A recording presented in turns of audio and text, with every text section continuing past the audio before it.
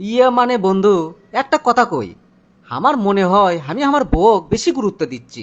মাঝে মাঝে মনে হয় এগুলা কথা মানুষ শুনলে মানুষ কি কবি।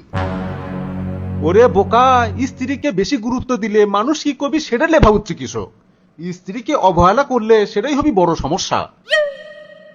কিন্তু দোস্ত, সগলি তো কয় স্ত্রীর কথায় ওঠা বসা করলে মানুষ কাপুরুষ হয়ে যায়। শোন দোস্ত, স্ত্রীর কথায় ওটা বসা করলে যদি ভুলই হলো হিনি, তবে বাবা মায়ের মতোই স্ত্রীকে জীবনের সঙ্গী কওয়া হলো না হিনি। স্ত্রী তো সেই মানুষ যার সঙ্গে সুখ দুঃখ ভাগ করেই জীবন কাটান লাগে। মানে কি কবার চাচ্ছ তুই?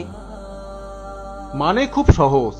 স্ত্রীর ওপর ভরসা করা কাপুরুষতা নয়, বরং সম্পর্ক রক্ষা করাই পরিপক্কতা। আর স্ত্রীকে পাগলের মতো ভালোবাসা, এটা কখনোই দুর্বলতা নয়, বরং এটাই হচ্ছে সংসার টিকে থাকার লক্ষণ। হ দোস্ত, তুই একবারে ঠিক কথা কছু। আমি আনার রাগি টাইপের, বউ আনা কিছু কলি কখনো কখনো তর্ক শুরু করে দেই। ভাই, স্ত্রীকে বুঝে নেওয়াই হচ্ছে বড় কাজ। কারণ বাবা মায়ের পরে সারাটা জীবন সুখ দুঃখ ভাগ করবে যে মানুষটা, সেই মানুষটা হচ্ছে তোর স্ত্রী। সত্যি কথা কি, আমার স্ত্রী সত্যি আমাকে অনেক ভালোবাসে, কিন্তু মাঝে মধ্যে আমিই গুরুত্ব দিতে ভুলে যাই। তাহলে এক কাম কর, তুই বদলে যা, আর তোর স্ত্রী সম্মান দে।